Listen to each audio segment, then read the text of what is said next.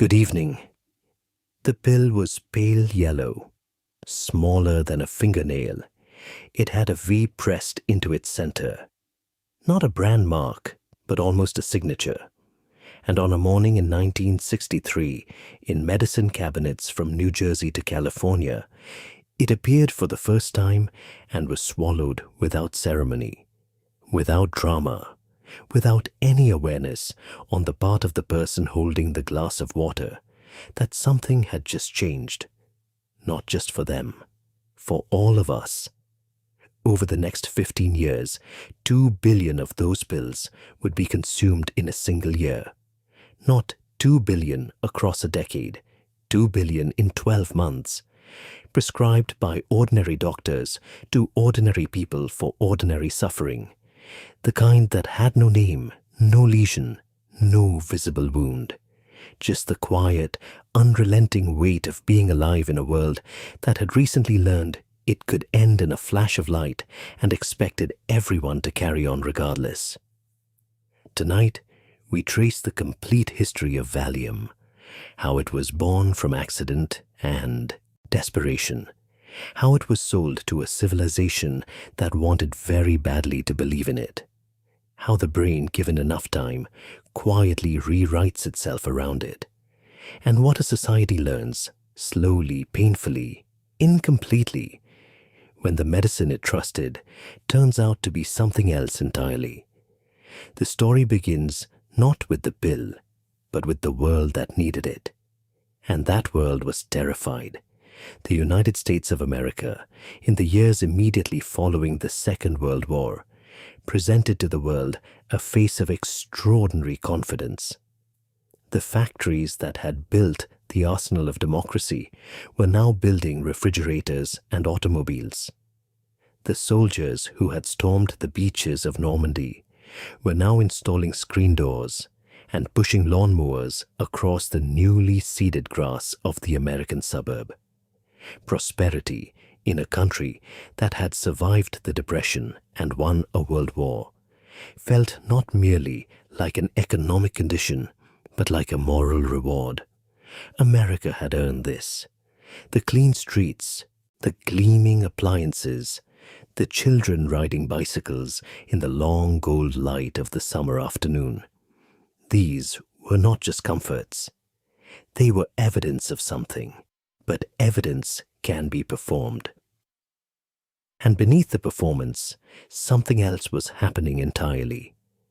It is difficult, from this distance, to fully reconstruct the particular texture of anxiety that settled over the United States in the late 1940s and throughout the 1950s.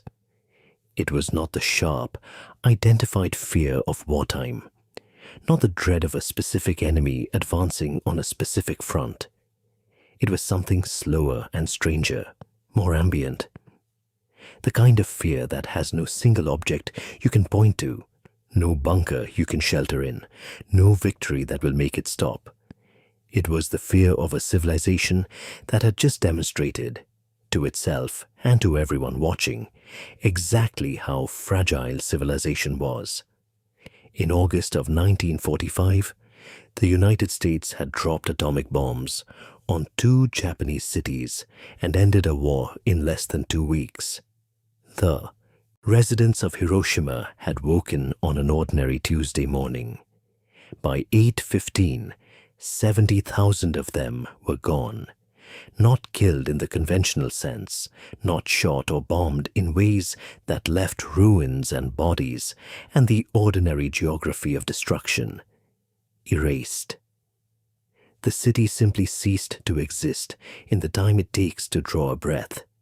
And the Americans who had celebrated that event, who had understood it as a necessary ending to an unbearable war, would spend the next decade living with a quiet and largely unspoken awareness that what had been done to Hiroshima could, in principle, be done to them.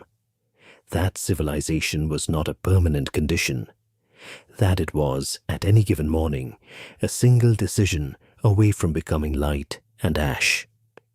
The Soviet Union tested its first atomic bomb in 1949.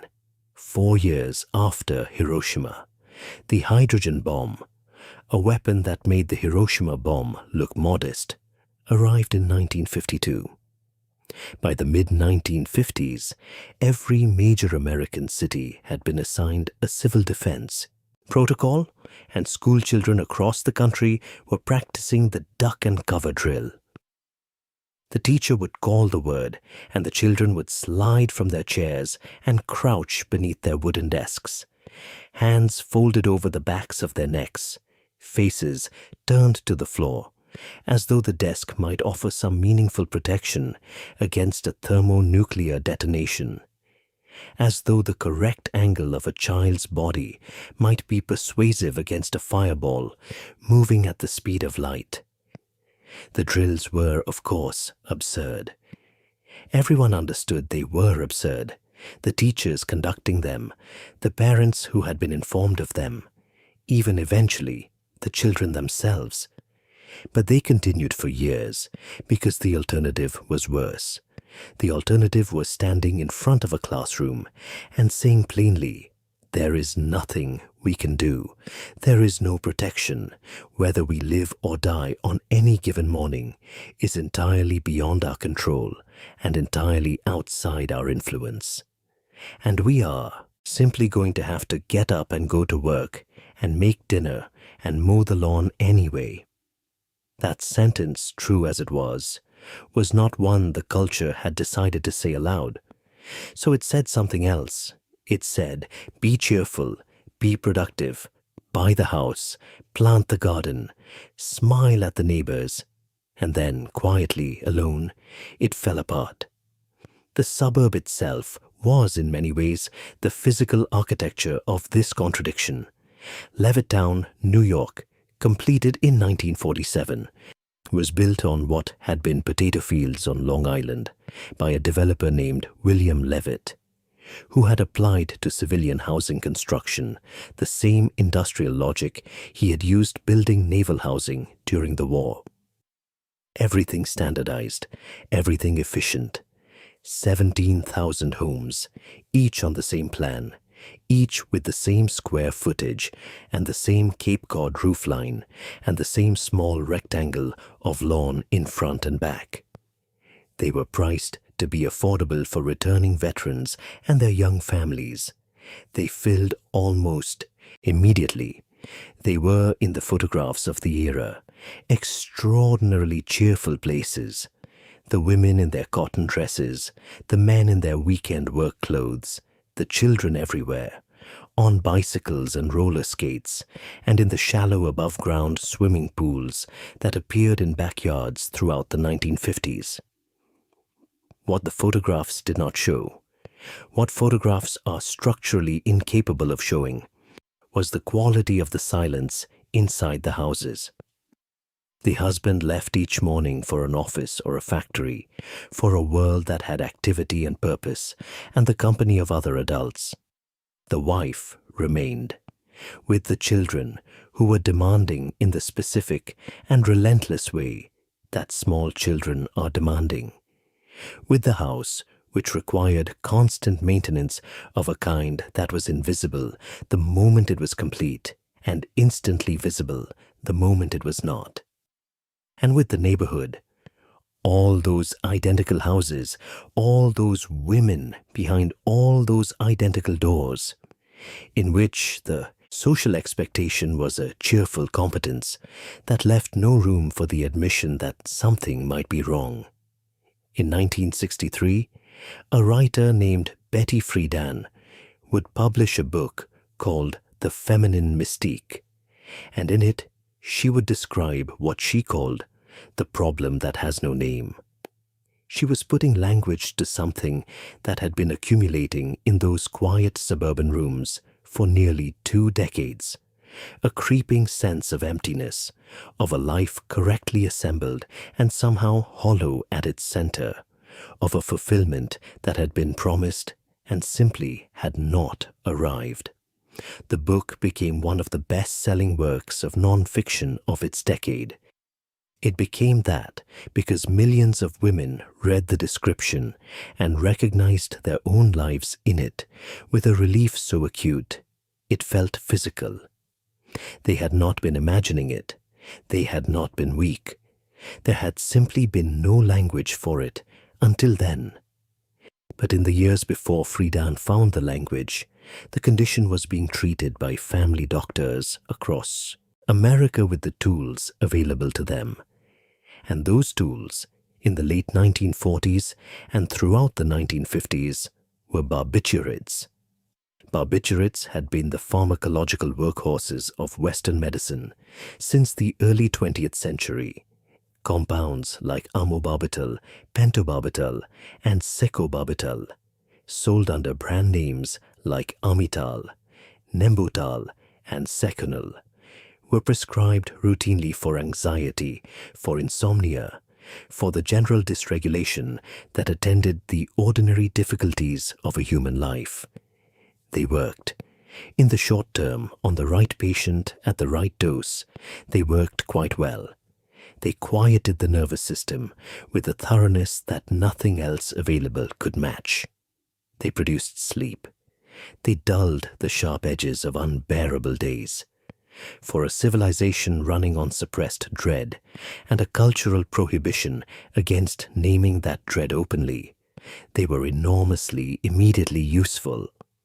They were also killing people with a frequency that medicine found increasingly difficult to attribute to coincidence and increasingly difficult to ignore. The lethal quality of barbiturates was not incidental. It was built into their chemistry. The gap between a dose that sedated and a dose that stopped breathing was so narrow that any meaningful miscalculation, an extra pill taken in confusion or grief, or the simple disorientation of waking at 3 a.m. in a state of desperate sleeplessness, could close that gap permanently. The drugs suppressed the respiratory system, and they did so without the kinds of warning signs that might allow for intervention.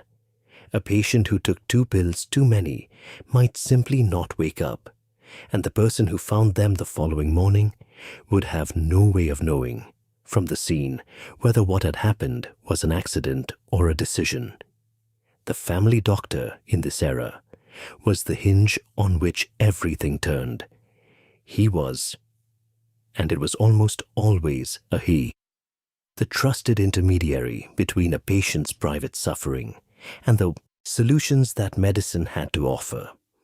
A woman presenting to her family physician in 1956 with what she described as nervousness, tension, difficulty sleeping, a general inability to cope with the ordinary demands of her days, would not typically receive a referral to a psychiatrist. Psychiatrists were for serious illness, for breakdown, for the kind of visible dysfunction that could no longer be managed quietly, for ordinary distress. And ordinary distress was everywhere, in every waiting room, on every appointment book. The family doctor reached for his prescription pad, and on his prescription pad, in those years, was almost certainly a barbiturate. By the mid-1950s, estimates placed the number of Americans dependent on barbiturates at over 250,000. The overdose deaths accumulated in hospital records and coroner's reports with a quiet consistency that was becoming impossible to dismiss. The famous dead left their names in the record. Marilyn Monroe, found in her Los Angeles bedroom in August of 1962 with an empty bottle of Nembutal at her side. A woman who had been managing her anxiety, her insomnia, and the specific chaos of her interior life with the same compounds that were managing millions of ordinary Americans, until the management stopped working and the pill that was supposed to provide relief provided something permanent instead. Medicine needed something better. The need was urgent and the parameters were clear. A compound that could do what barbiturates did: quiet the mind, ease the body, make the weight of living manageable, without the capacity to kill a patient who miscounted their pills on a bad night. A drug that was forgiving. A drug that could be prescribed to someone in genuine distress without the silent, uncomfortable calculation of whether that person could be trusted with something capable of ending their life. Into this urgent need came, in 1955, a compound called meprobamate. Sold under the brand name Milltown, it had been synthesized almost accidentally by a researcher named Frank Berger, who had been looking originally for a preservative for penicillin. It calmed laboratory animals without fully sedating them. It produced in early human trials a state of relaxed wakefulness that seemed genuinely different from the barbiturate stupor, a lightening rather than a suppression. It reached American pharmacies in 1955, and its adoption was immediate and staggering. By late 1956, 1 in 20 Americans had tried it. Milton Berle called himself Uncle Milltown on national television, and the joke required no explanation to any viewer in the audience. The drug was ubiquitous in a way that no prescription medication had ever been before.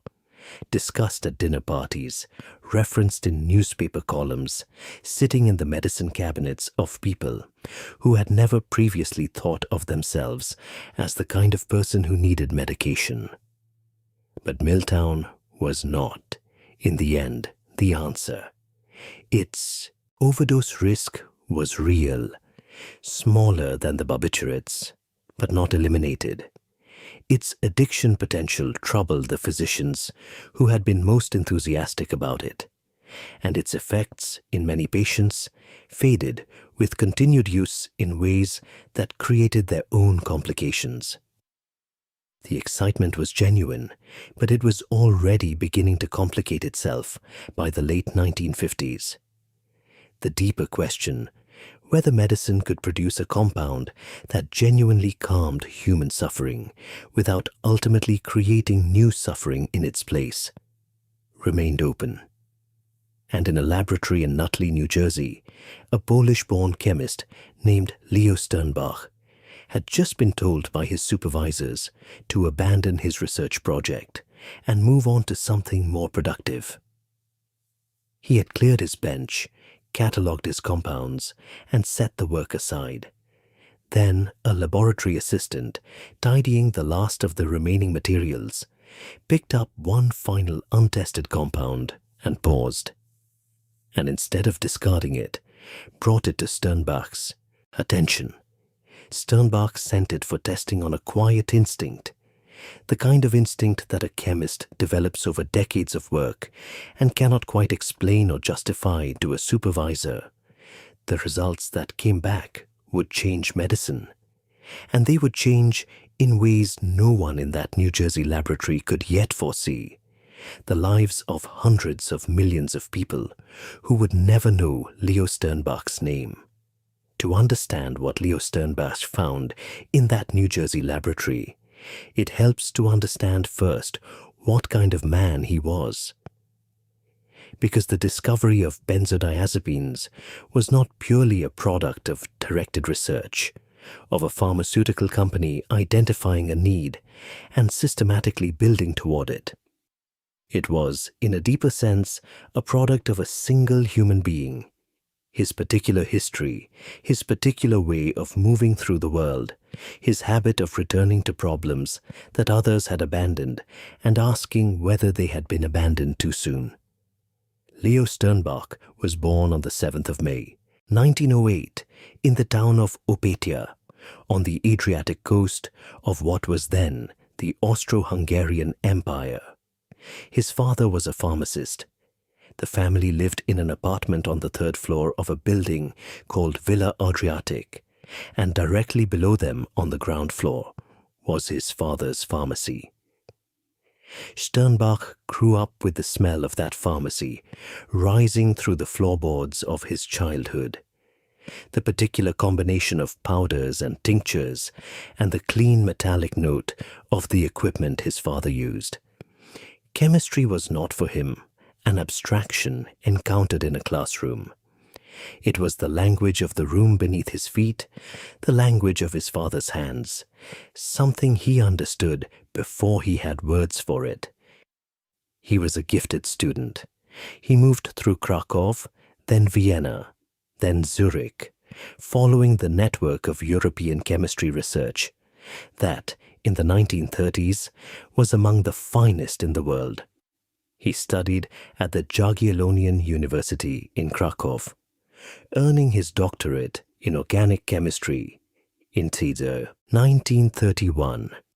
He worked briefly with Wolfgang Pauli in Vienna, then with Leopold Ruzicka at the Swiss Federal Institute of Technology in Zurich, one of the most respected organic chemists of the 20th century. The education was extraordinary. And then the world intervened in the way that it intervened in those years for Jewish scientists across Europe. The anti-Semitism that had been a background condition of Sternbach's professional life, present but manageable, uncomfortable but navigable, began to sharpen into something more immediate in the late 1930s.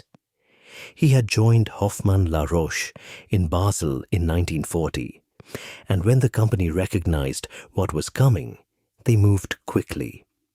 In 1941, Roche arranged for Sternbach and his wife, Hertha, to leave Switzerland.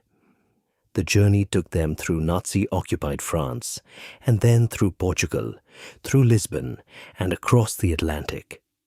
They arrived in Jersey City on the 22nd of June, 1941. Leo Sternbach was 33 years old. He had a suitcase, a wife, a doctorate in organic chemistry, and the knowledge that the continent he had grown up on was attempting to murder everyone who looked like him. He reported to Roche's American facility in Nutley, New Jersey. He was given a laboratory. He was assigned to work on biotin, a vitamin synthesis project that would itself become a significant achievement, the first commercially viable synthesis of biotin in history. But the work that would define his legacy began more than a decade later, in 1954, when Roche's executives looked at the extraordinary commercial success of Meprobamate, the newly launched Miltown, and made a decision. They wanted a piece of it. The tranquilizer market, which had not existed 5 years earlier, was suddenly the most exciting territory in pharmaceutical research. The question was how to enter it. Sternbach was assigned the project, given a small team, and told to find a compound that could compete. He considered his options in the way that an experienced chemist considers options, methodically, historically, with an awareness that the answer to a present problem sometimes lives in the past work that everyone else has forgotten. He remembered a class of compounds he had encountered as a graduate student in Krakow in the 1930s. They were called Benzodiazepines, and he had synthesized several of them as part of a study of potential dye compounds. They had not worked as dyes, and they had been set aside, but their chemistry had interested him. There was something in the structure of those molecules that had never quite left his thinking. In 20 years, no one had tested them for biological activity.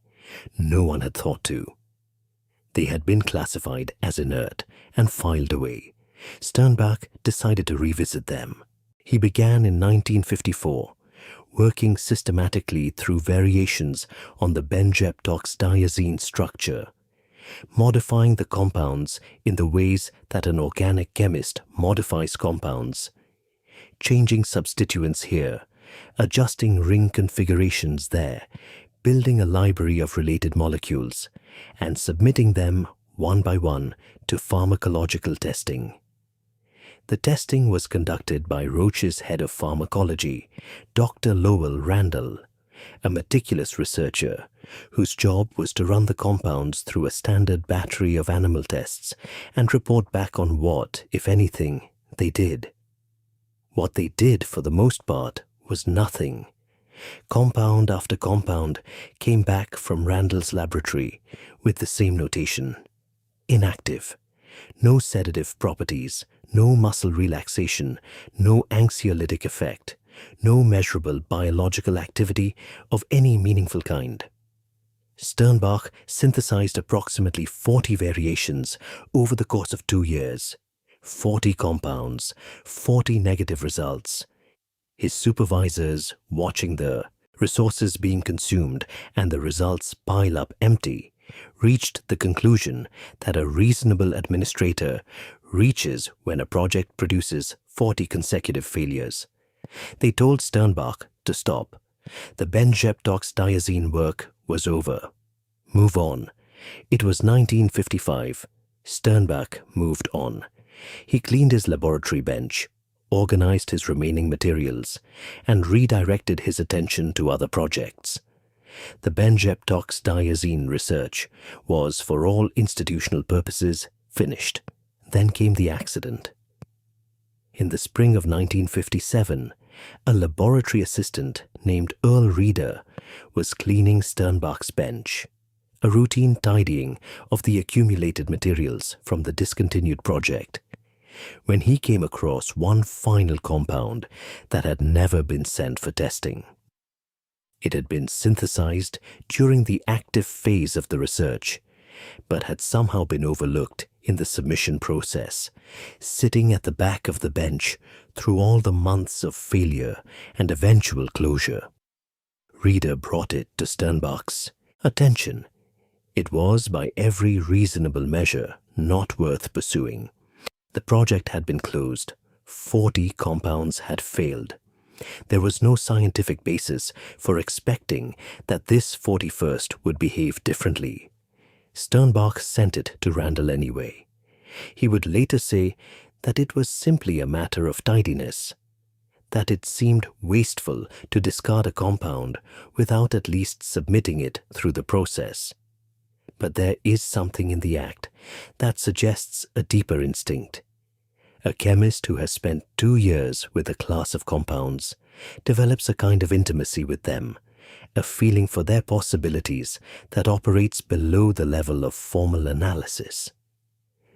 Sternbach may simply not have been ready to conclude that the answer was not there. The compound was designated RO5-0690. It sat on Randall's testing schedule, and eventually it was run through the standard battery. The results came back to Sternbach in the summer of 1957, and they were, by the dry language of pharmacological reporting, extraordinary. The compound produced hypnotic, sedative, and anti-convulsant effects in mice. It relaxed muscles in cats with a potency that exceeded meprobamate significantly, and it did something that the barbiturates and meprobamate had never cleanly managed. It calmed violently aggressive animals, wild, ferocious laboratory cats that attacked handlers on approach, without putting them to sleep. The animals became calm and manageable. They could be handled. They were relaxed without being unconscious, quieted without being erased. The compound had produced a state that every researcher in the tranquilizer field had been trying to produce for years: genuine anxiolysis without sedation, calm without stupor. Randall's report described the compound as having effects similar to meprobamate, but more potent, and critically, with a far wider margin of safety. Unlike the barbiturates, which killed at doses only marginally above the therapeutic range, RO5-0690 appeared to have a safety window of remarkable width. Animals given doses many times, The therapeutic level showed no signs of respiratory depression. They did not die. They simply became very relaxed and then, eventually, fell asleep and woke up again. This was the property that medicine had been searching for. A compound that calmed without killing, that sedated without crossing into the narrow territory where sedation and death became neighbors. Sternbach and Roche moved quickly. Row 5-0690 was given the name chlordiazepoxide, the first member of a new chemical class that Sternbach had inadvertently created. Further testing was conducted on human subjects, geriatric patients, outpatient neurotics, and, in one of the less examined details of this history, male prisoners in Texas who were given the compound in exchange for the privilege of their participation. The human trials confirmed what the animal studies had suggested. The compound worked. It worked on anxiety. It worked on muscle, tension. It worked on insomnia, and it worked without the respiratory risks that had made barbiturates so dangerous. In 1960, the FDA approved chlordiazepoxide for prescription use. Roche gave it the brand name Librium, from the final syllables of the word equilibrium. The name was apt. The drug produced a state of balance, a chemical equilibrium in the nervous system, that patients and physicians alike described as something close to miraculous. Within months of its launch, Librium was one of the most talked about pharmaceutical products in the country. Medicine had, it seemed, been handed exactly what it had asked for. But Sternbach had not stopped working. The success of Librium sent him back into the laboratory with a new direction and a new energy. If chlordiazepoxide produced these effects, what would happen if the molecule was simplified, refined, made more potent? He and his team began systematically stripping away elements of the chlordiazepoxide structure, testing each variation, looking for the version of the molecule that carried the maximum therapeutic effect in the smallest, cleanest chemical form. One of the first simplified compounds to emerge from this process was designated Compound 5. It was, structurally, a considerably more elegant molecule than its predecessor, fewer atoms, cleaner architecture, and in pharmacological testing, significantly more potent. 2.5 times more potent than Librium, faster acting, smoother in its onset. Everything that chlordiazepoxide did, this compound did better. It was patented by Hoffmann-La-Roche in 1959. It entered medical practice in 1963. Roche chose for it a name derived from the Latin verb valere, to be strong, to be well. They called it Valium. In the animal demonstrations that accompanied its early presentations to the medical community, the effect was visually arresting in a way that no amount of written description could fully convey. A handler would place a wild, aggressive cat into a cage, an animal selected for its ferocity, the kind that would scratch and bite and resist handling with the full commitment of its nature. The handler would administer Valium, and within a period of time that observers consistently described as startling in its brevity, the animal would change, not sedate, not collapse into unconsciousness as a barbiturate would produce. Simply relax. The aggression drained out of it. The tension left its body. It could be handled, stroked, examined without resistance. It was still present, still awake, just no longer afraid. Doctors watching those demonstrations saw, in the transformation of those animals, a mirror of what they encountered every day in their waiting rooms. People who were present but unreachable, alive but not at peace, carrying a weight they could not put down. The pill that had calmed the cat could calm the patient, and unlike every tool that had come before it, It would not kill them if they took one too many. Leo Sternbach, reflecting on the drug's 40th birthday in 2003, offered a characteristic summary. He said it simply, in the way that a man who has spent 60 years in a laboratory learns to say things simply. He said, it had no unpleasant side effects. It gave you a feeling of well-being. He was right. It did. What he could not yet see, and what the world was not yet ready to see, was that the feeling of well-being and the well-being itself were not the same thing, and that the brain, given enough time with a molecule that made it feel calm, would begin to reorganize itself around that molecule in ways that no one, in the optimism of 1963, was prepared to reckon with. But that reckoning was coming. It would take 15 years and 2 billion pills, and a Senate hearing room full of people describing what had been done to them. And it would begin, as so many reckonings begin, with a sales campaign. There is a particular kind of genius that does not invent things. It does not discover molecules or synthesize compounds or run tests on laboratory animals. It works instead on perception, on the gap between what a thing is and what people can be persuaded to believe it is. And in the early 1960s, as Valium prepared to enter the American market, that gap was about to be managed by one of the most gifted perception architects of the 20th century. His name was Arthur Sackler. Sackler was born in Brooklyn in 1913, the eldest son of Eastern European Jewish immigrants who had settled in the borough with modest means and considerable ambition. He became a psychiatrist, a good one by most accounts, but his real genius lived elsewhere. He had understood, earlier than almost anyone in his field, that the pharmaceutical industry was sitting on a marketing problem of extraordinary proportions. Doctors were the gatekeepers of prescription drugs. Doctors were, by training and temperament, skeptical of salesmanship.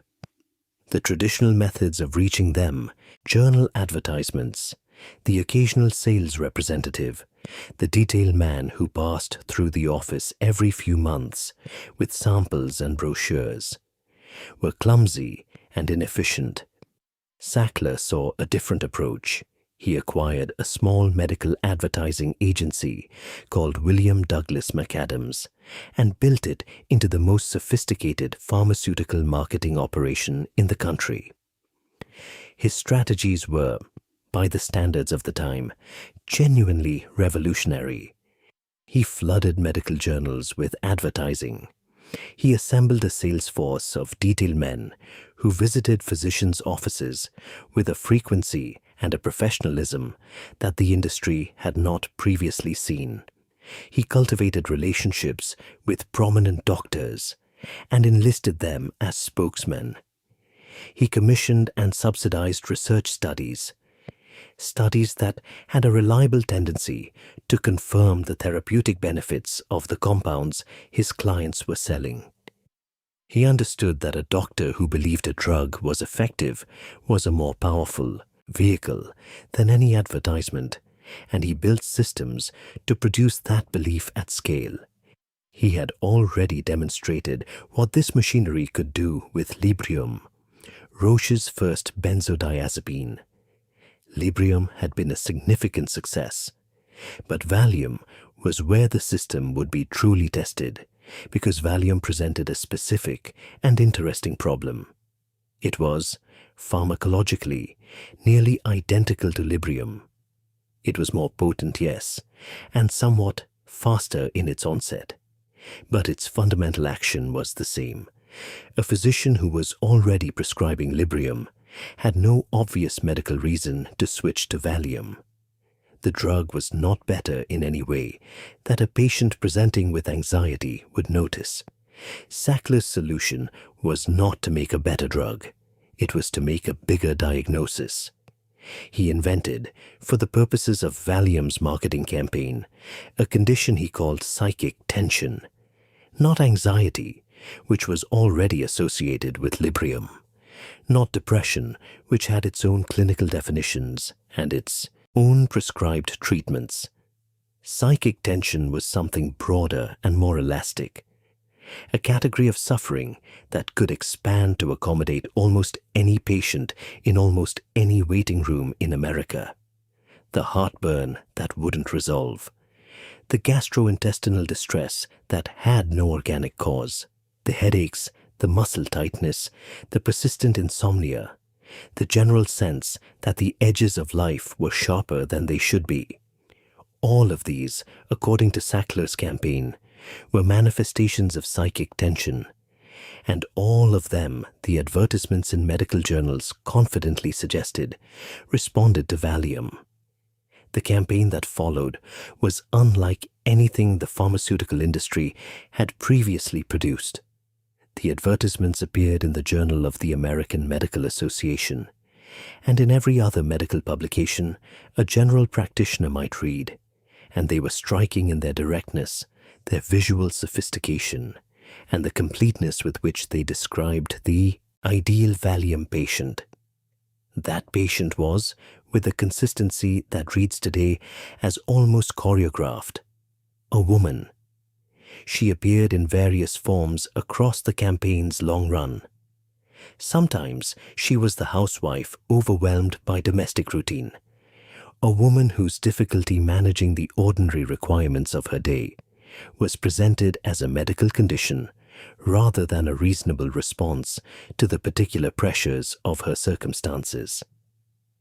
Sometimes she was the anxious middle-aged woman whose children had grown and left, whose sense of purpose had not survived the departure of the last child to college. Sometimes she was Jan, the subject of a particularly arresting 1970 advertisement that has been reproduced and discussed in academic literature ever since. Jan was 35 years old, described as single and psychoneurotic, and the advertisement walked the reader through 15 years of her life in a series of photographs. The failed relationships, the social isolation, the culminating image of a woman standing alone on the deck of a cruise ship with an expression of resigned solitude. The implication of the advertisement was clear. Jan's problem was not situational. It was not a product of circumstances that could be changed or addressed. It was chemical. And the chemical solution was Valium. The advertisements were directed nominally at physicians, but they were describing, for those physicians, a patient whom the physicians saw every week, a woman presenting with complaints that were real, that were causing her genuine distress, and that had no obvious organic cause. The advertisements did not suggest that these physicians ask what was actually happening in their patients' lives. They did not suggest that the isolation of the suburban housewife might be a social problem rather than a medical one, or that the exhaustion of a woman managing a household and children and a husband's expectations with no acknowledged professional identity might be better addressed by changing the structure of her life than by altering the chemistry of her brain. They suggested, instead, that the prescription pad was the appropriate response, and they did so with enough frequency and enough sophistication that the message became, in the medical culture of the 1960s, simply the understood thing. This is what you do when a woman presents this way. You prescribe Valium. The detail men reinforced the message in person. They arrived in physicians' offices with samples, free samples, mailed directly to doctors' homes as well as their practices, and with the confidence of people selling something they had been thoroughly briefed to believe in. They answered questions, they left literature, they built relationships, they created, through sheer repetitive presence, a familiarity with Valium that made it feel less like a pharmaceutical decision and more like a reflex. Only about 10% of Valium prescriptions at the height of the drug's dominance were written by psychiatrists. 60 to 70% were written by family doctors, the same general practitioners who were the targets of Sackler's campaign, who saw their patients for 15 minutes at a stretch, who had waiting rooms full of people describing tension and nervousness, and the unspecified but genuine difficulty of managing the weight of their ordinary lives. These physicians were not corrupt. They were not, for the most part, indifferent to their patients' welfare. They were busy, and they were being told by an authoritative and sophisticated marketing apparatus that the correct response to what they were seeing was a small pale yellow pill. The gendered dimension of this campaign was not incidental. It was architectural. Women in the social landscape of the 1960s were simultaneously the most likely candidates for the kind of diffuse, unnamed suffering that Valium's marketing had been designed to address, and the least likely to have their suffering taken seriously in any other register. A woman who told her family doctor that she felt overwhelmed, disconnected, unable to cope, was not typically offered a referral to a therapist, an acknowledgement that her circumstances were genuinely difficult, or any structural support for the real and legitimate pressures of her life. She was offered a prescription, and the prescription, in its small pale yellow form, carried an implicit message. The problem is inside you, not around you. Here is the chemical adjustment. Betty Friedan had already named this dynamic in The Feminine Mystique, published the same year Valium launched. She had described the problem that had no name, the hollow dissatisfaction of women whose lives were externally correct and internally airless. Valium did not solve that problem. It dissolved the capacity to feel it as a problem. And there is a difference between those two things that the marketing campaign was careful never to acknowledge. By 1966, 3 years after its launch, the Rolling Stones released a song called Mother's Little Helper. Mick Jagger had been paying attention to the women around him, the particular quality of their daily management, the way the pill had become not a treatment, but a routine, as ordinary as the morning cup of a tea. The song was wry, observational, and it landed with the kind of cultural recognition that only comes when an artist has named something that was already everywhere. The little yellow pill was a known quantity by 1966. It was in the culture before the culture had fully decided how to feel about it. Roche's response to the song was not defensiveness, but something closer to satisfaction. The drug was famous. The drug was being name-dropped by the most famous rock and roll band in the world. There is no cleaner evidence of cultural saturation than that. What Roche was somewhat less eager to publicize was the internal research that was, by the mid-1960s, beginning to ask quiet questions about what happened to patients who took Valium not for 2 weeks or a month, as the guidelines technically suggested, but for a year, for 2 years, for 5. The research was accumulating, it was being noted in the appropriate places, and it was, for the moment, being noted and nothing more, because the machine once built is very difficult to stop. Arthur Sackler had constructed something that generated its own momentum, a system of physician relationships and journal advertising and sales force visits and subsidized research that was self-reinforcing in the way that only the most sophisticated marketing systems are self-reinforcing.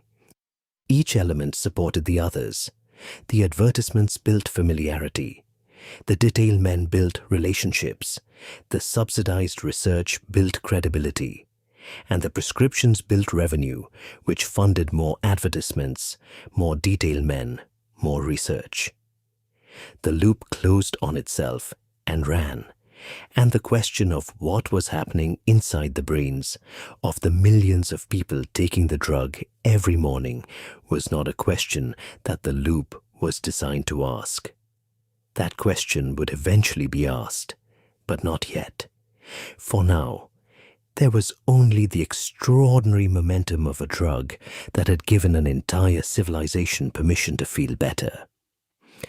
And the civilization, exhausted and pressured and quietly desperate, had accepted that permission with both hands. By 1968, 5 years after its launch, Valium was America's best-selling drug.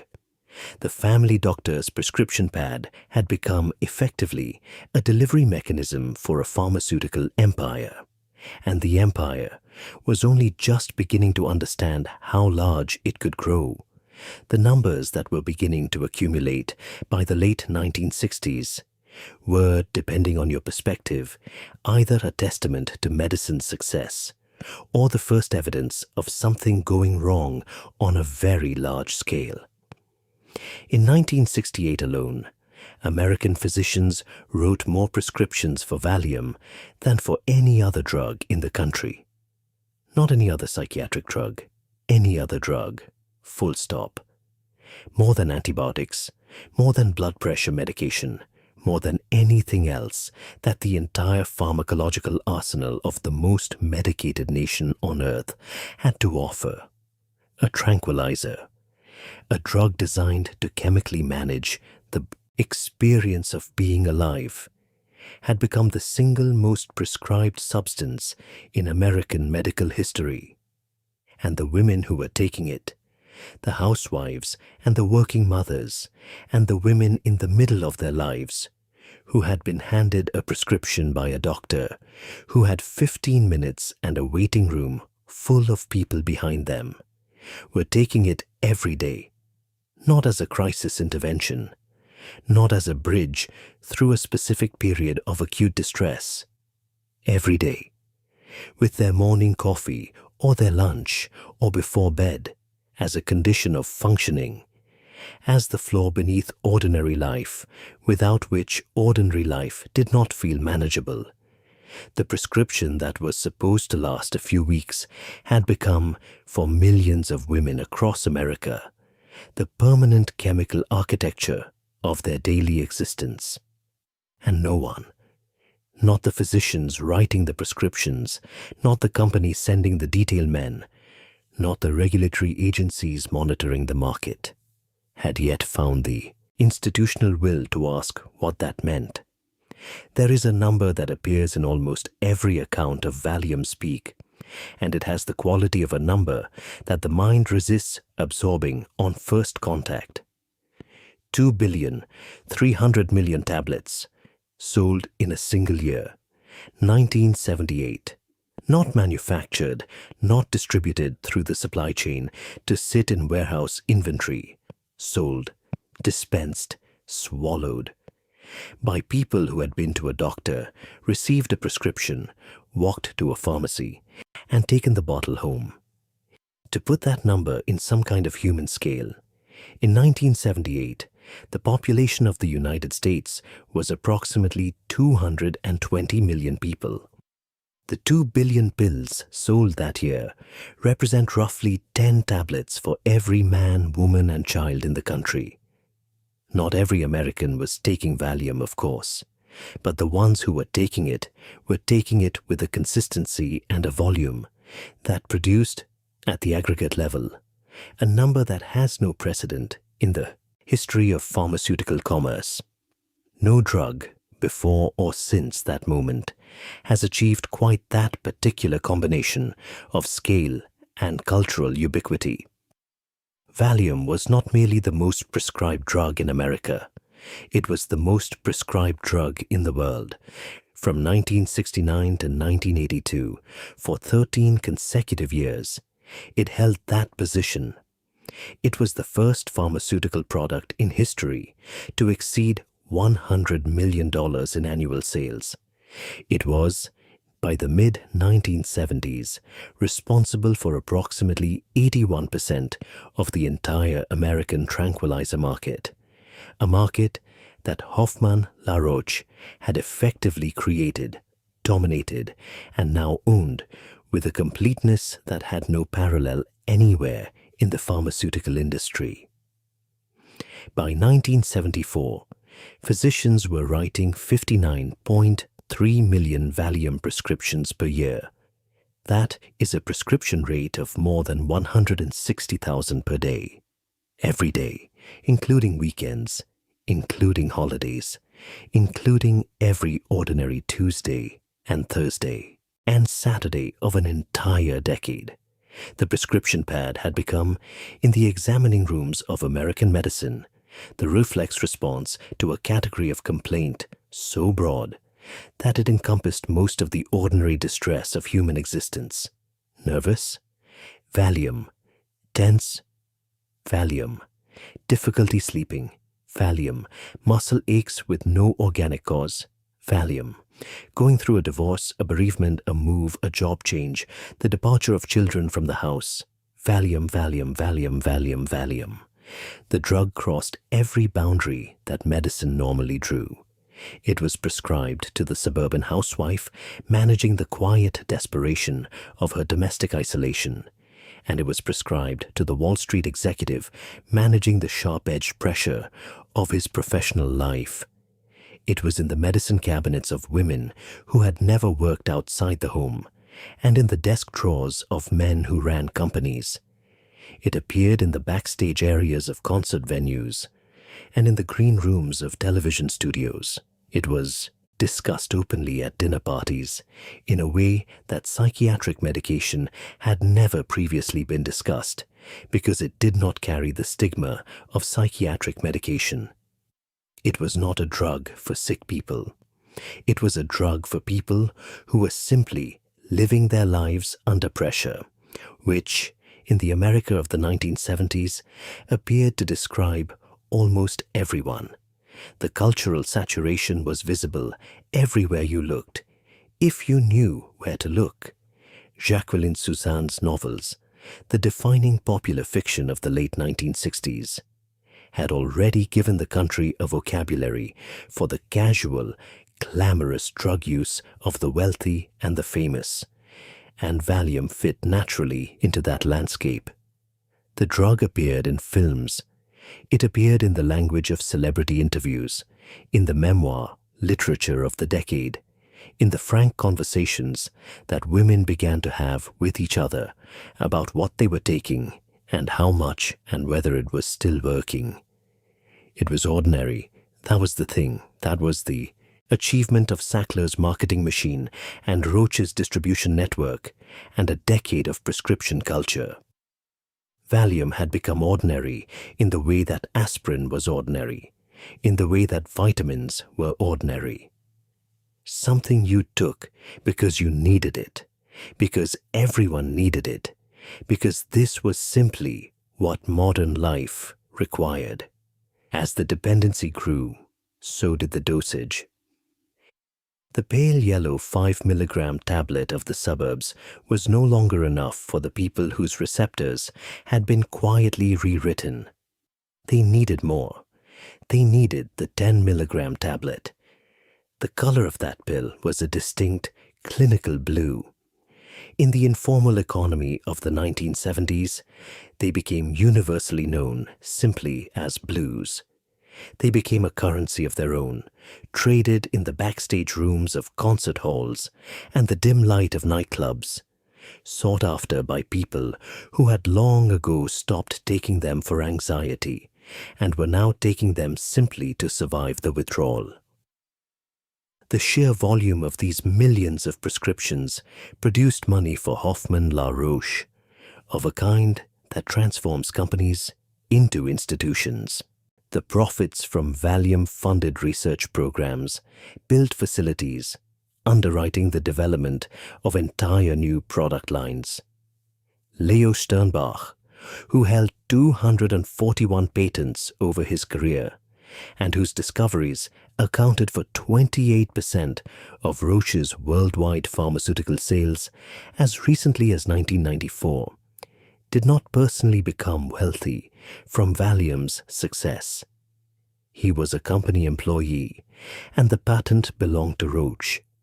He received his salary and his laboratory, and the satisfaction of a chemist who has solved an important problem. The billions flowed to the company and its shareholders, not to the man who had found the compound on the back of a bench on a quiet afternoon in 1957. Arthur Sackler, whose compensation was tied to the volume of prescriptions generated by his campaigns, did become wealthy. Extraordinarily wealthy. He began to use that wealth in the way that extraordinarily wealthy people of his generation used it, buying art, endowing institutions, attaching his name to museums and galleries and university buildings in the way that names get attached when money moves at that scale. The Metropolitan Museum of Art in New York has a Sackler wing. The Smithsonian has a Sackler gallery. Harvard had one too, until the opioid crisis made the Sackler name radioactive in a way that no amount of donated marble could withstand. In the 1970s, though, none of that reckoning had arrived yet. Arthur Sackler was simply a very successful man whose success no one was looking at too carefully. Meanwhile, in law, the examining rooms and the medicine cabinets and the daily pharmaceutical routines of American life, the first quiet discordant notes were beginning to sound. A 1975 article in Vogue magazine, not a medical journal, not a regulatory report, but a fashion magazine read by exactly the demographic that Valium's marketing had most aggressively targeted, ran a piece titled "Danger Ahead, Valium, the pill you love can turn on you." The article quoted Dr. Marie Niswander, a New York City psychiatrist, who offered an observation that was striking in its matter-of-factness. She said that it would probably be very hard to find any group of middle-class women in which some were not regularly on Valium. She was not alarmed by this in the way that the article's title implied she should be. She was simply describing reality. But the title itself was doing something. It was naming, for the first time in a major consumer publication, the possibility that the pill might be doing something other than helping. A year later, in 1976, the New York Times magazine ran a piece that coined the word Valiumania. The word captured something real, the slightly unhinged quality of the culture's relationship with the drug, the way it had moved from treatment to reflex to something almost ritualistic.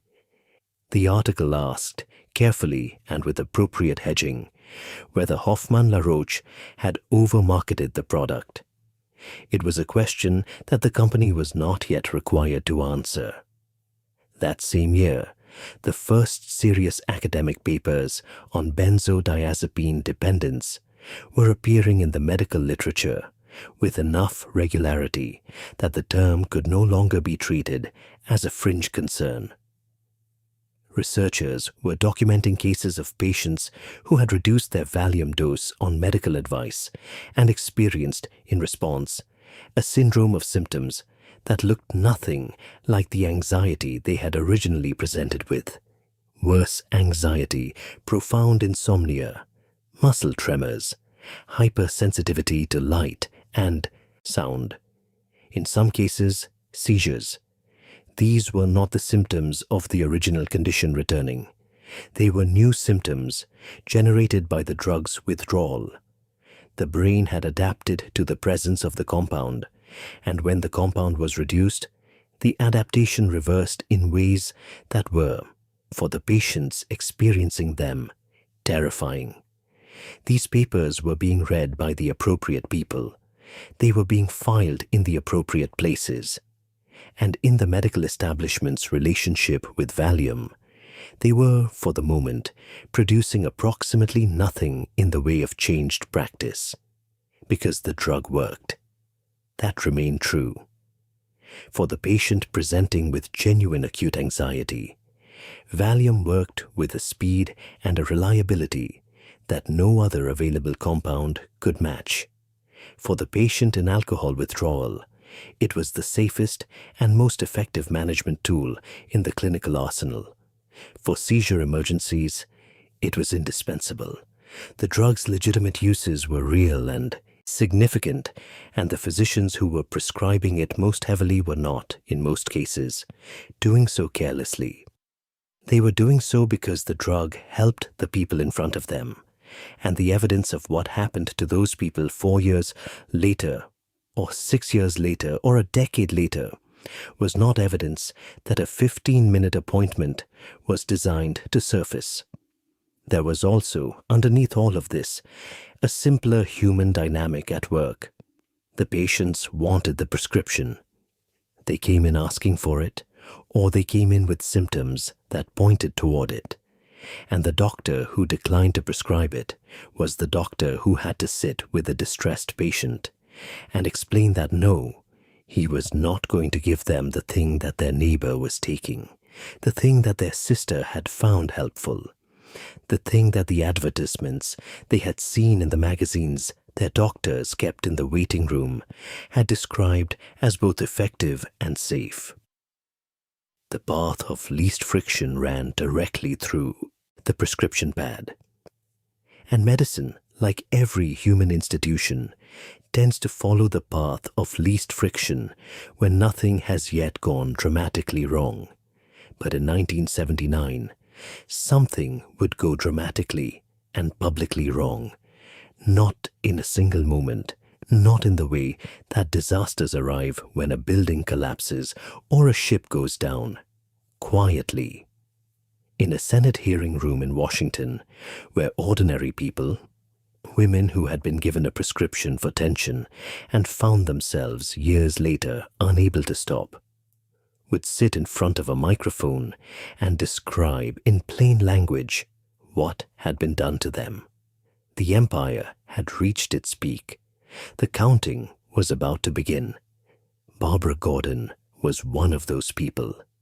A successful television documentary producer in Manhattan, educated, professionally accomplished, outwardly functioning. She had been taking Valium for 9 years when her psychiatrist decided it was time to stop. The withdrawal that followed hospitalized her. The experience of it was, by her own account, a form of psychosis, a dissolution of the ordinary coordinates of self and reality. That she had not been warned was possible, that her doctor had not anticipated with anything like the seriousness it deserved, and that the drug's manufacturer had certainly not advertised alongside the detailed men's confident assurances of safety. She wrote a memoir about it, published in 1979, called I'm Dancing as Fast as I Can. It became a bestseller. It put a face and a name and a specific and harrowing narrative on the abstract clinical reports that had been accumulating in the medical literature for years. And it arrived in the same year that Senator Edward Kennedy opened the doors of a Senate hearing room and invited the people who had been living inside those abstract clinical reports to come in and sit down and speak. The empire had not fallen yet. 2 billion pills had been sold in 1978, and the machine was still running. But the first real crack in the wall had appeared, and the light coming through it was not flattering. There is one more detail about the Valium empire at its peak that deserves to sit with you for a moment before we move on. It concerns the prescriptions themselves, specifically who was writing them and for how long. The standard guidance on benzodiazepine use, even in the 1970s, technically recommended short-term prescription, 2 weeks, 4 weeks at most, a bridge through a crisis, not a permanent structure. That guidance existed in the medical literature. It was not a secret, and it was, in clinical practice, almost universally ignored. Studies from the period consistently found that the majority of long-term Valium users had received their prescriptions not through a deliberate clinical decision to extend treatment, but through the simple momentum of renewal. The patient came back. The doctor renewed the prescription. The weeks became months. The months became years. And somewhere in that quiet, unremarkable procession of renewal slips, a treatment became a dependency, not through anyone's malice, not through any single dramatic failure, but through the accumulated weight of 1,000 ordinary appointments in which no one asked the question that needed asking. How long has this been going on, and what happens if we stop? To understand what Valium was doing to the brains of the millions of people taking it every day, it helps to begin not with the drug itself, but with what the drug was acting on. Because the story of benzodiazepine dependence is, at its core, a story about the brain's most fundamental regulatory system, and about what happens when that system is quietly, invisibly, and permanently altered by a molecule that was never supposed to stay this long. The brain is, among its many other functions, a machine for managing its own excitation. Every moment of every day, billions of neurons are firing, sending electrical signals across synapses, communicating with each other through a complex chemical language that coordinates everything from the beating of your heart to the thought you are having right now. Left unchecked, this activity would escalate without limit. The brain would fire and fire and fire until it consumed itself in a storm of electrical activity, which is, in fact, precisely what happens during a seizure, when the regulatory system fails and the excitation runs free. The primary chemical that prevents this is called gamma-aminobutyric acid, GABA. It is the brain's main inhibitory neurotransmitter, the chemical that says to the neurons that are firing too fast or too hard, slow down, be still. When GABA binds to its receptor on a neuron, it opens a channel that allows chloride ions to flow into the cell. The influx of chloride makes the cell harder to excite. It hyperpolarizes the membrane, raising the threshold that an incoming signal must clear before the neuron will fire. GABA is, in the most literal neurological sense, the brain's brake pedal. It is the chemical architecture of calm. Benzodiazepines do not create GABA. They do not replace it or mimic it. What they do is subtler, and as it turns out, more consequential. They bind to a specific site on the GABA receptor, a site located between two of the receptor's protein subunits. And in binding there, they change the receptor's shape in a way that makes it more responsive to the GABA that is already present. When Valium is in the system, the same amount of GABA produces a stronger inhibitory effect. The brake pedal, if you will, becomes more sensitive. You press it with the same force, and the car slows more completely than it did before.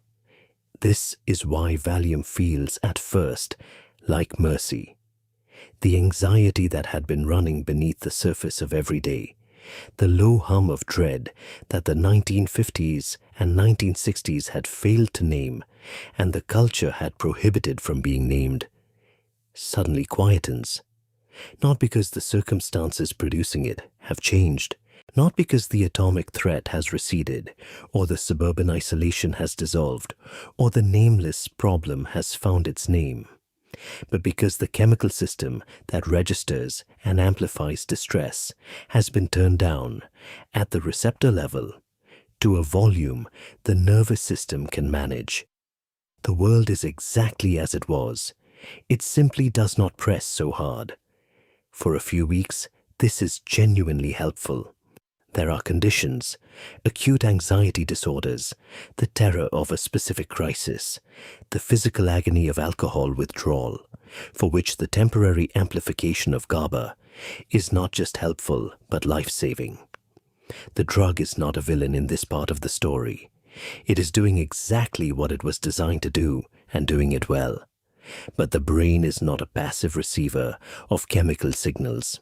It is an adaptive system of extraordinary sophistication, and it does not tolerate prolonged imbalance without responding. When GABA receptors are continuously amplified by the presence of Valium, day after day, week after week, month after month, the brain begins to interpret this amplified inhibitory signal as a new normal, and it responds to the new normal the way that any adaptive system responds to a persistent change in its environment. It recalibrates. The recalibration takes several forms, and researchers have spent decades trying to characterize its precise mechanisms. What is known with certainty is the broad shape of what happens.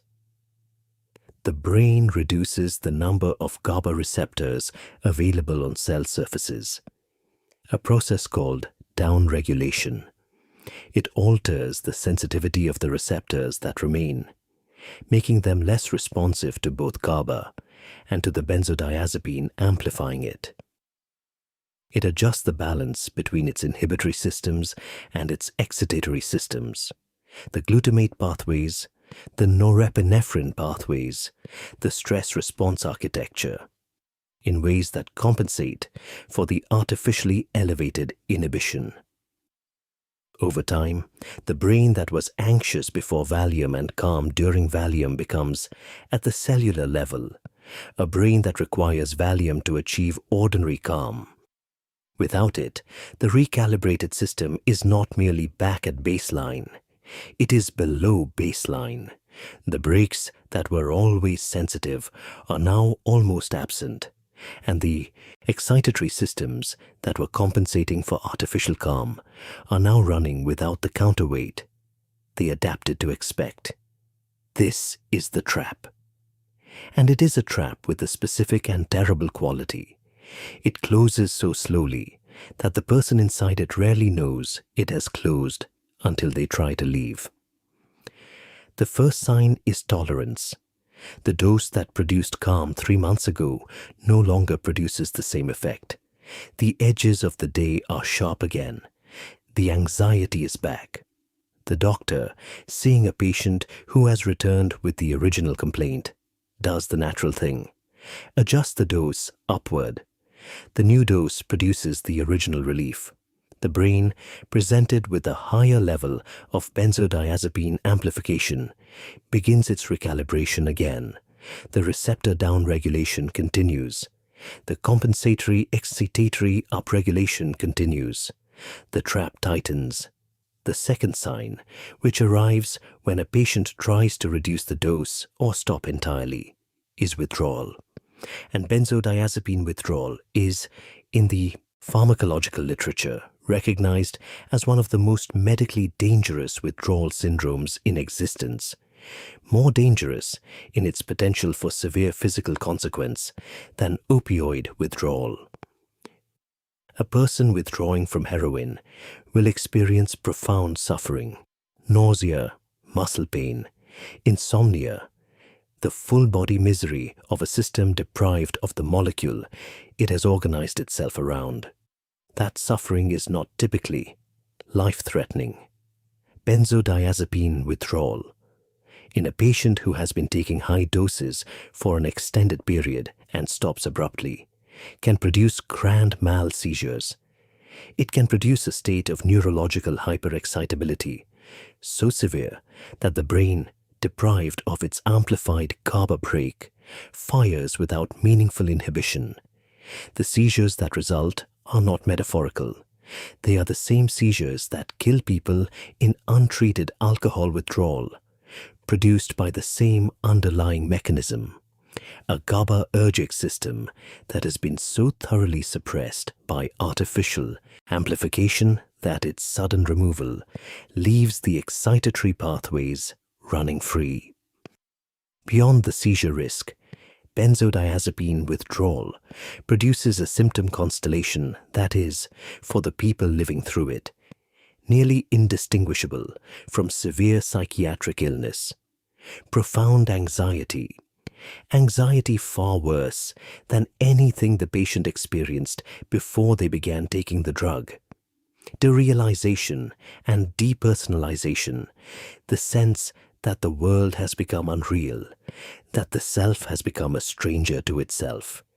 Hypersensitivity to sound and light that renders ordinary sensory experience physically painful.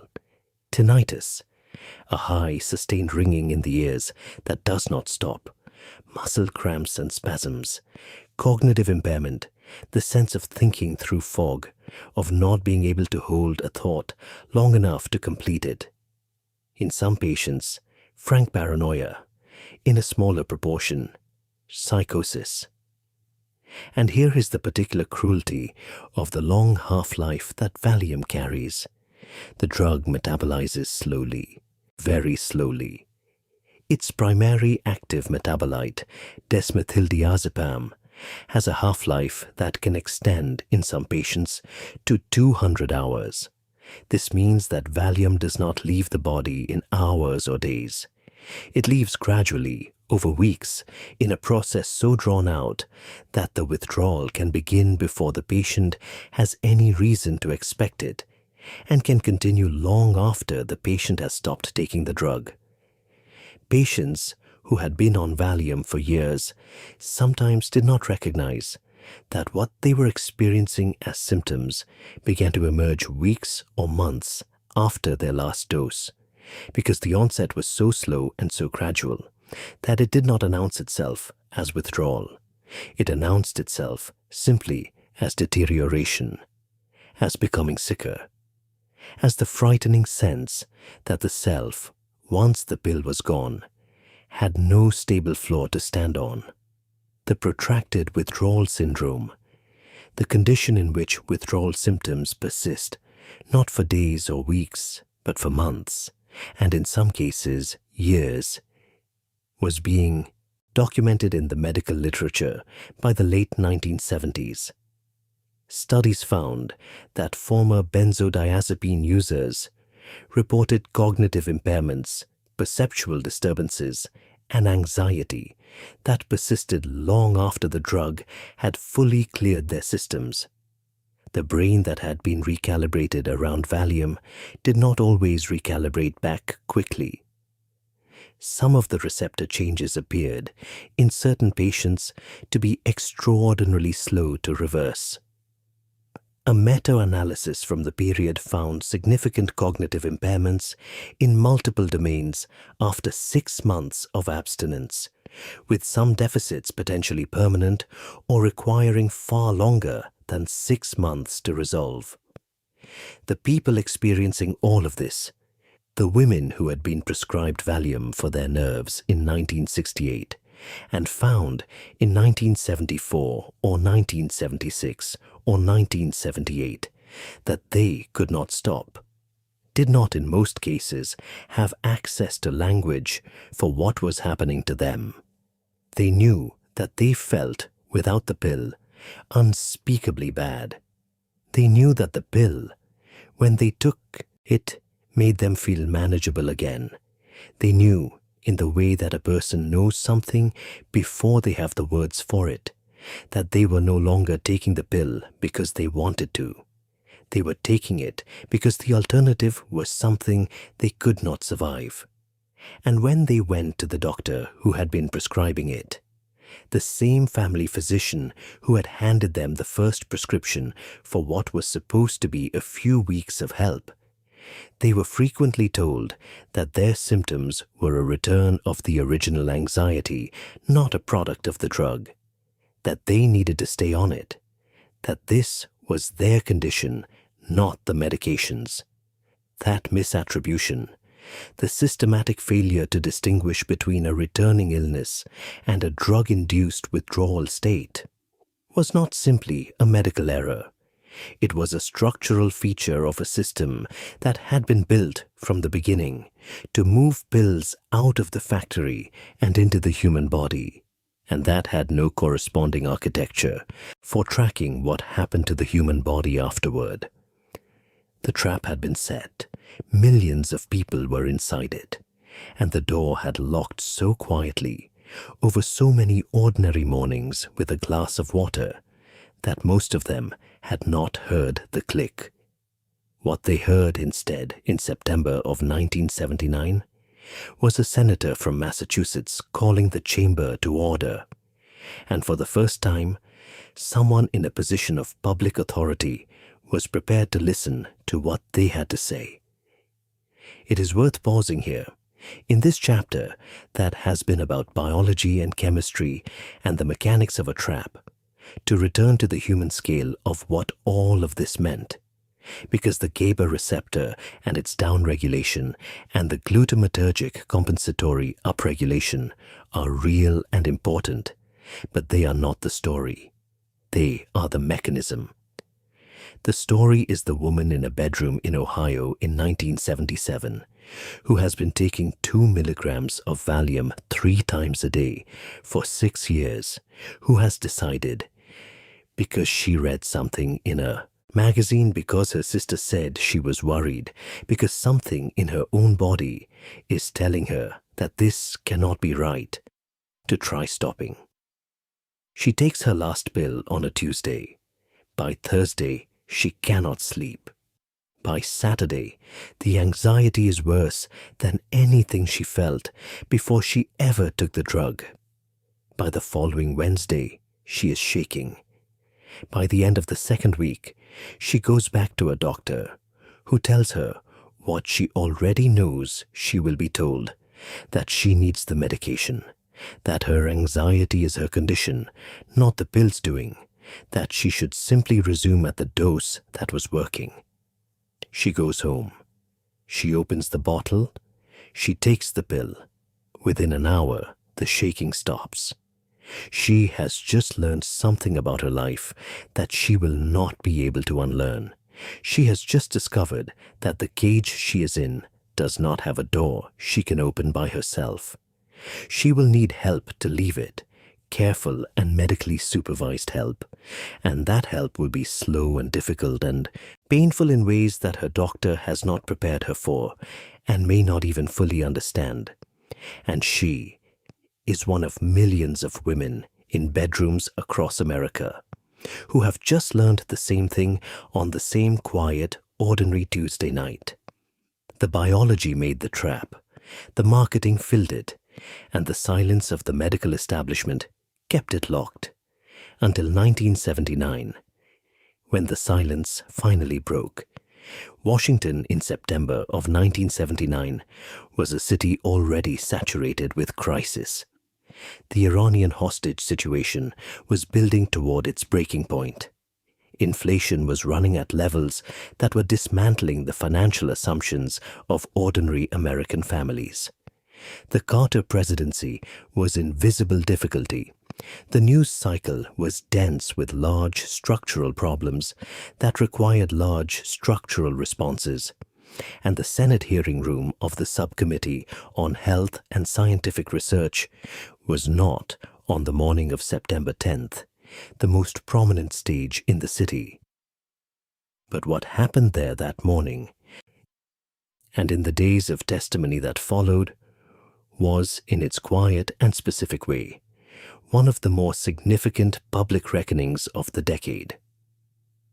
Because what Senator Edward Kennedy had assembled in that room was not a collection of experts with competing technical arguments. He had assembled the people themselves, the ordinary Americans who had gone to their family doctors with nerves and tension and the general unmanageable weight of their lives, and who had been handed a small pale yellow pill, and who had taken that pill every day for years, and who had discovered in the agonizing privacy of their own bedrooms that they could not stop. Kennedy was 57 years old in 1979 and was, as chairman of the Senate Subcommittee on health and scientific research in the middle of the most productive legislative period of his long career. He had been watching the benzodiazepine question develop for years. As early as 1973, he had described the tranquilizer epidemic publicly as a nightmare of dependence and addiction, a phrase that had been noted and then largely ignored by the medical establishment and the pharmaceutical industry alike. By 1979, he had decided that noting was not enough. He wanted testimony. He wanted the record. He wanted, above all, the faces and the voices of the people who had been trapped. They came. They came from across the country, these ordinary women, and they were overwhelmingly women who had spent years trying to explain to their doctors and their families and themselves what had happened to them. They sat in the formal chairs of the hearing room with its wood paneling and its overhead lights and its atmosphere of institutional gravity, and they spoke into the microphone with the particular precision of people who have been waiting a very long time for someone to ask. They described the original prescriptions for nerves, for difficulty sleeping, for the tension that the doctor had called psychic tension and that they had simply called the weight of their days. They described how the prescription that was supposed to last a few weeks had been renewed and renewed again until the renewal had become as automatic as any other part of the monthly routine. They described the first attempts to stop, the anxiety that returned worse than before, the shaking, the sleeplessness, the sense of coming apart at some fundamental level that they couldn't describe except to say that it felt like the floor had disappeared. They described going back to their doctors and being told that what they were experiencing was their original condition, that they needed the medication, that without it, they would not function. And they described what it was like to have known somewhere beneath the clinical language and the reassurance that this was not true, that what they were experiencing was not who they were, that the disease was not the anxiety they had arrived with, but the dependency the drug had created, that they were not ill people requiring indefinite medication. They were dependent people requiring help getting free, and no one in the medical system that had created their dependency was offering that help with any seriousness or urgency. The testimony was not dramatic in the theatrical sense. There were no raised voices, no confrontational exchanges, no moments of the kind of political theater that Senate hearings sometimes produce. It was something quieter and more unsettling than that.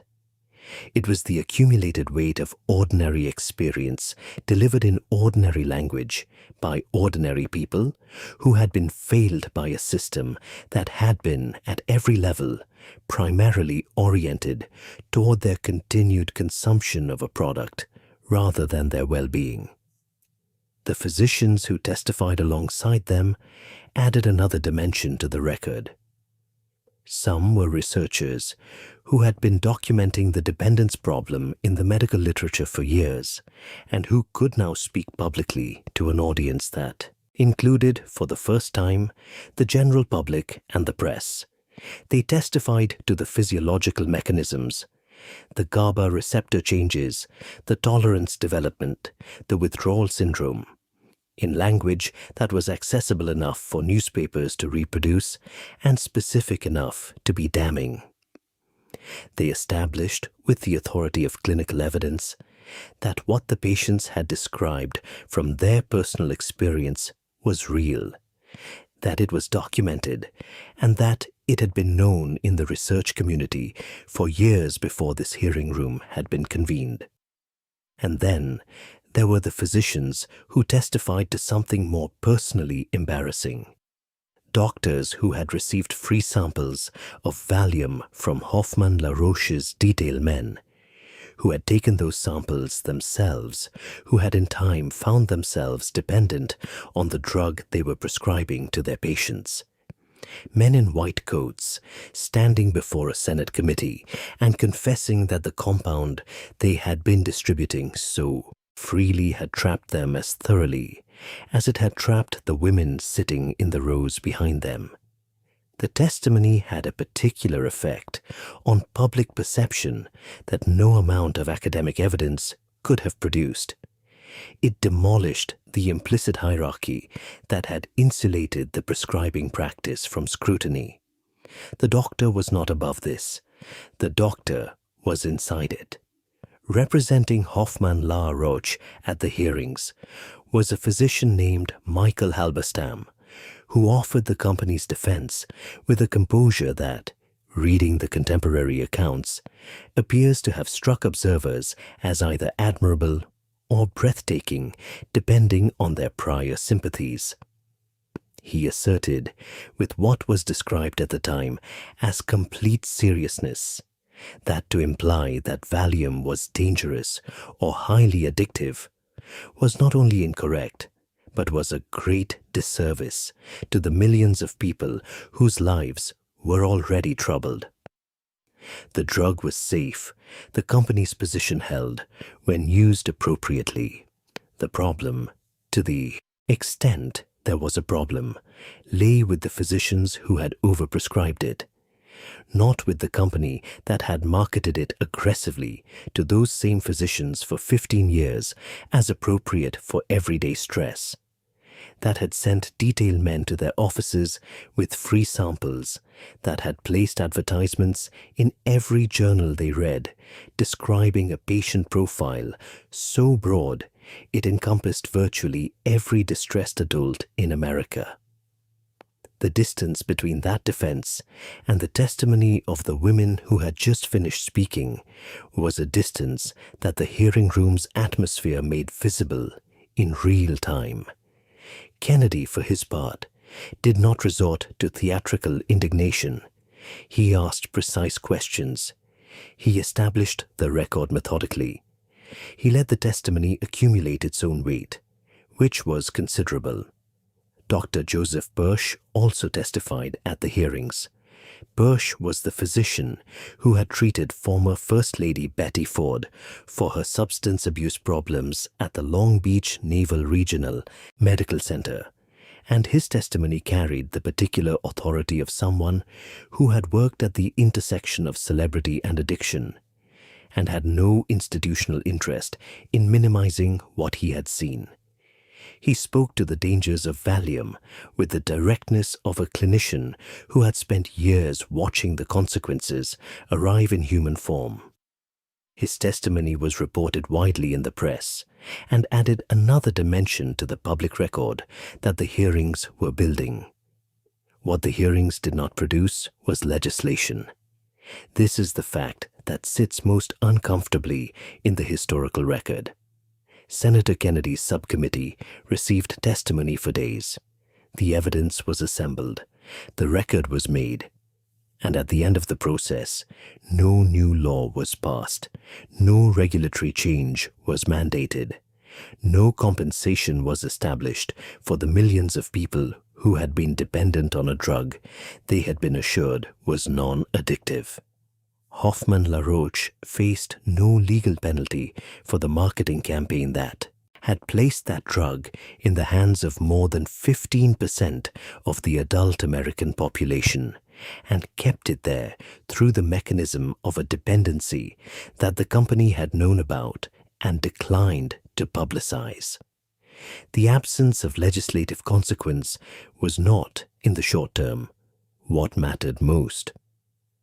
What mattered most was the shift in public perception that the hearings catalyzed, a shift that was diffuse, unlegislatable, and ultimately more powerful in its effects on prescribing practice than any law could have been.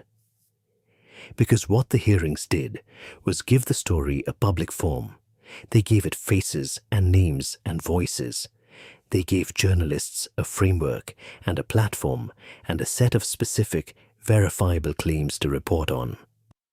They gave ordinary people, people who were taking Valium, or whose wives were taking it, or whose mothers had been taking it for a decade without fully understanding why. A way of thinking about the drug that was different from the way the marketing had trained them to think about it. Mother's Little Helper was no longer a wry cultural observation. It was an indictment. The prescription that had seemed like medicine was beginning to look, in the light of the hearing room, like something more complicated. Something that had been sold rather than prescribed. Something that had been designed to create the need it claimed to satisfy. The prescription numbers began to fall. Not immediately, not sharply, not in any way that suggested a decisive cultural moment of renunciation, but steadily. Year by year through the early 1980s, the Valium prescription rate declined.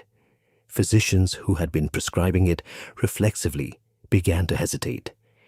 Patients who had been taking it without question began to ask questions. The machine that Sackler had built, the self-reinforcing loop of advertising and detail men and subsidized research and physician familiarity, began, for the first time, to lose momentum. And into the space that Valium's retreat created, a new drug was already preparing to arrive, shorter acting, faster in its onset, more intensely reinforcing in the reward pathways of the brain. It had been developed by the Upjohn Company, and it would reach American pharmacies in 1981 under the brand name Xanax. And the pharmaceutical industry had learned, from watching what had happened to Valium, not that benzodiazepines were dangerous, but that benzodiazepines needed better marketing, needed more careful positioning, needed, above all, a story that would last longer before the Senate came calling again. The reckoning of 1979 was real. The reckoning was important, and it was, as reckonings tend to be, profoundly incomplete. There is one specific exchange from the September 1979 hearings that deserves to be held for a moment longer than the others, because it captures something essential about the nature of what had happened over the previous 15 years. A woman, one of the patients who had traveled to Washington to testify, was asked by a member of the committee how long she had been taking Valium before she realized she was dependent on it. She thought for a moment, and then she said that she had been taking it for 4 years before she tried to stop. And that stopping was when she found out. She had not known before then. She had believed, as her doctor had told her, that she simply needed the medication, that the medication was helping her. She had experienced the tolerance building, the gradual sense that the dose was not working quite as well, the quiet escalation, as evidence that her condition was worsening, not as evidence that the drug was losing its grip on her receptors. She had interpreted everything the drug was doing to her as proof of why she needed the drug. That statement, the simple, devastating logic of a dependency that presents its own symptoms as evidence for its continuation, is the most precise description of what Valium had done to millions of people that exists in any part of the historical record. It is also a description that applies, with the names and the numbers changed, to every pharmaceutical dependency story that has followed in the decades since. The mechanism is always the same. The drug creates the need. The need presents itself as the original illness.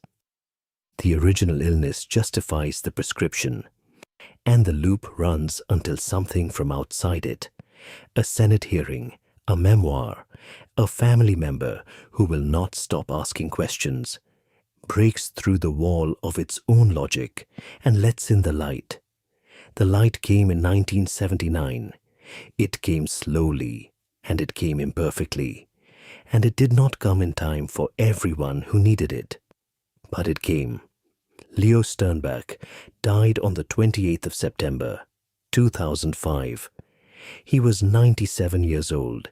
He had worked at Hoffmann La Roche until 2003, visiting the laboratory nearly every day, well into his 90s, consulting on research, buttering through the corridors of the facility in Nutley, where he had spent the most consequential decades of his professional life. He held 241 patents. He had discovered not just Valium and Librium, but clonazepam, flurazepam, flunitrazepam, and a roster of other compounds that had collectively shaped the pharmacological landscape of the 20th century. He was inducted into the National Inventors Hall of Fame in February of 2005, a few months before his death. In 2003, on the 40th anniversary of Valium's introduction, he gave a short interview to the Associated Press. He spoke about the drug with the equanimity of a man who has had 40 years to think about his creation and has arrived at a place of genuine, considered peace with it. He said that it had no unpleasant side effects. He said that it gave people a feeling of well-being. He said, and this was perhaps the most characteristic thing he could have said, that only when the sales figures came in did he realize how important it was. He was a chemist to the end.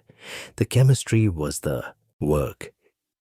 The meaning of the chemistry was someone else's department.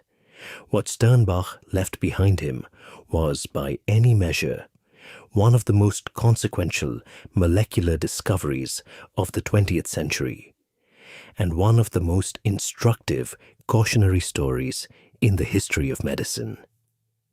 Because the legacy of Valium is not simply the story of a drug that went wrong. It is the story of a template, a set of practices and assumptions and marketing strategies and regulatory blindnesses that did not die with Valium's decline, but were carried forward, refined, and applied again and again and again in the decades that followed. Xanax arrived in 1981. Alprazolam, manufactured by the Upjohn Company, was positioned as a treatment specifically for panic disorder, a diagnostic category that had been formally recognized in 1980 with the publication of DSM-3, and that represented, for the pharmaceutical industry, a precisely defined and clinically legitimate patient population. The positioning was careful in ways that Valium's positioning had not been. It did not invoke the deliberately elastic concept of psychic tension. It named a specific condition with specific diagnostic criteria. And in doing so, it made the drug feel more medical, more precise, more responsible than the broad-spectrum social tranquilizer that had just spent a decade being dismantled in Senate hearings and magazine exposés. But Xanax was, pharmacologically, a benzodiazepine. It worked on the same GABA receptors. It produced the same tolerance through the same mechanisms. It generated the same dependency syndrome and the same withdrawal. More severe, in fact, because alprazolam's shorter half-life meant that the withdrawal arrived faster and more acutely than Valium's slow, drawn-out metabolic departure had ever produced. The lessons of Valium had been absorbed at the marketing level and ignored at the pharmacological level. The industry had learned to tell a better story. It had not learned to make a safer drug. Klonopin, clonazepam, another of Sternbach's own compounds, had been on the market since 1975 as an anticonvulsant.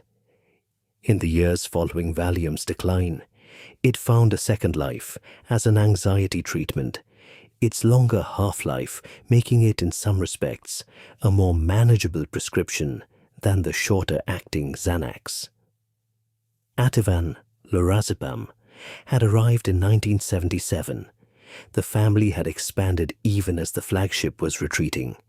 and the prescriptions that had been written for Valium migrated gradually to these newer siblings. The benzodiazepine class did not contract after 1979. It diversified. By the 1990s, a different class of drugs had taken the cultural prominence that Valium had once held.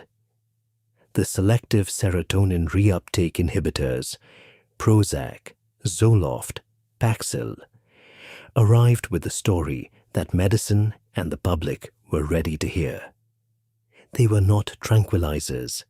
They were antidepressants. They worked on a different neurotransmitter system. They did not produce sedation. They did not, it was initially claimed, carry significant dependency risks. The story was different enough from Valium's story that it could be told without the shadow of 1979 falling across it. And it was told by an industry that had learned everything Arthur Sackler had known and more, with extraordinary effectiveness. The benzodiazepines in this period were supposed to be the past. The SSRIs were the future. The prescribing guidelines in most industrialized countries moved toward recommending benzodiazepines only for short-term use, 2 to 4 weeks at most, and away from the years-long prescriptions that had created the Valium disaster. These guidelines existed. They were taken seriously in medical education. They were, in clinical practice, observed with roughly the same fidelity that the short-term guidelines had been observed in the 1970s, which is to say, imperfectly, inconsistently, and with the same structural pressures pointing in the same direction they had always pointed. The 15-minute appointment, the patient in distress, the drug that worked, the path of least friction running directly through the prescription pad. Between 1996 and 2013, benzodiazepine prescriptions in the United States increased by 320%. The Senate hearings of 1979 had produced a shift in public perception and a modest decline in prescribing. They had not produced a permanent change in the relationship between the pharmaceutical industry, the medical profession, and the management of human distress through chemistry.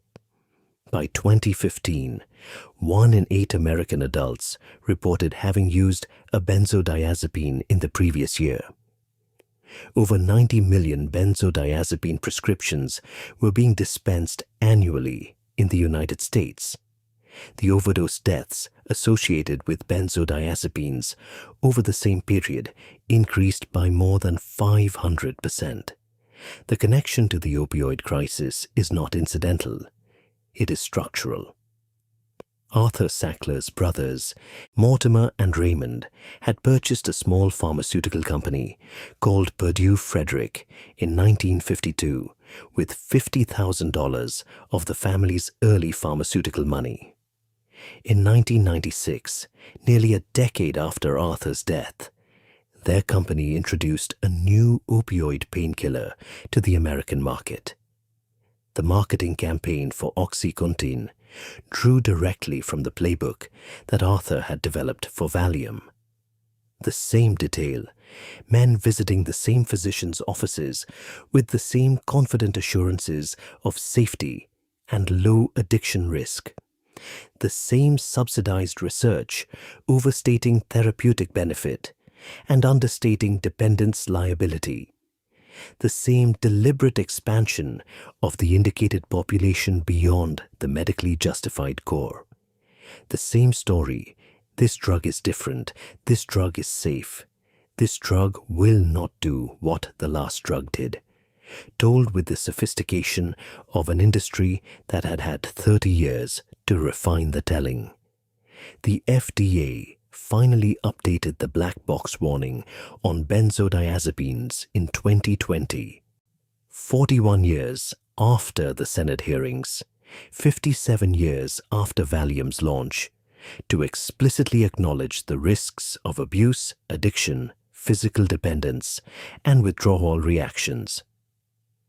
The warning now says, plainly, what the women who sat in Kennedy's hearing room said in 1979.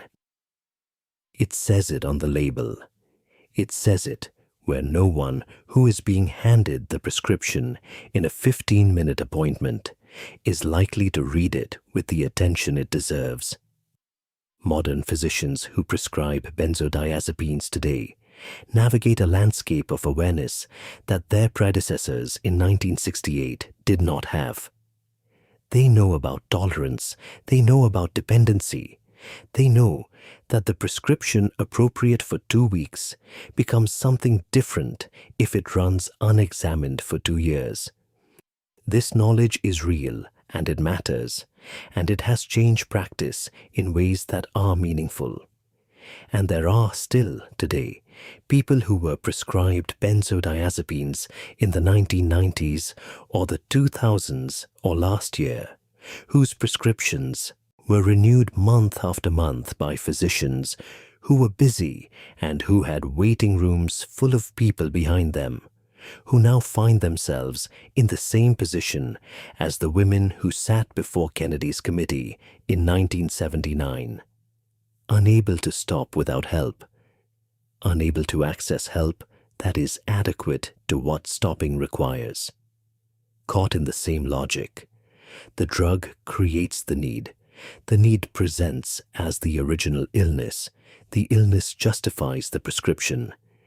That the women of 1979 described with such precise and devastating clarity. The cage is the same cage. The pill is a different color. And then there is the question that sits beneath all of this history, the question that the history keeps returning to without ever fully answering. It is not a question about chemistry or marketing or regulatory failure, though it contains all of those things. It is a question about what it means that the most prescribed medication in the most prosperous nation on earth for more than a decade at the height of that prosperity was a drug designed to make ordinary life feel bearable, not to cure, not to heal, not to address the source of the suffering, to lower the volume on the suffering so that the person experiencing it could continue to function within the circumstances that were producing it. The suburb was still there. The isolation was still there. The problem that had no name was still, for many women, nameless in any way that the medical system was equipped to address. The atomic dread had been replaced by other dreads. The recession, the Cold War's long twilight, the specific modern anxiety of a civilization that has more information about its problems than it has capacity to solve them. The weight of being alive in a complicated world had not diminished. It had simply been chemically managed for a generation in a way that turned out to have its own consequences. Leo Sternbach, in his laboratory in Nutley, found a molecule that made the weight lighter.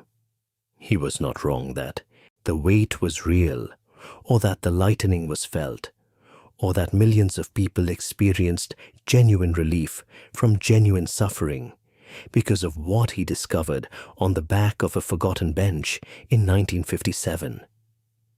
The molecule was not a deception. The relief was not a lie. What was a lie? Or something very close to a lie, close enough that the distinction hardly matters to the people who were trapped by it, was the assurance that the lightening came without a cost, that the molecule was purely benevolent, that the brain could be held in artificial calm, indefinitely, with no consequence for the architecture of its own natural capacity for calm. The brain adapted. The brain always adapts. That is its greatest strength and, in this particular story, its most devastating vulnerability. We are still living in the world that Valium made. The benzodiazepine family is still among the most prescribed drug classes in the world. The question of how to manage human distress, how to help people carry the weight of their lives without creating in the management a dependency that becomes its own weight, remains as open and as urgent and as incompletely answered as it was when Leo Sternbach sent row 5-0690 to Lowell Randall's desk on a quiet afternoon in New Jersey, almost 70 years ago. There is a particular kind of grief that attaches itself to preventable things, not the grief of accident without fault or illness without cause. The grief that arrives when the warning existed, was read, was filed, and was not acted on. That is the grief this history carries.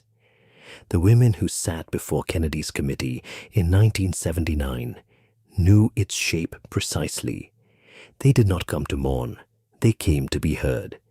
The record of what they said is still there, in the archive. Quiet, waiting, as patient as the question it contains. What do we owe the people in pain? And what are we willing to do to them in the name of helping? We have not answered it yet.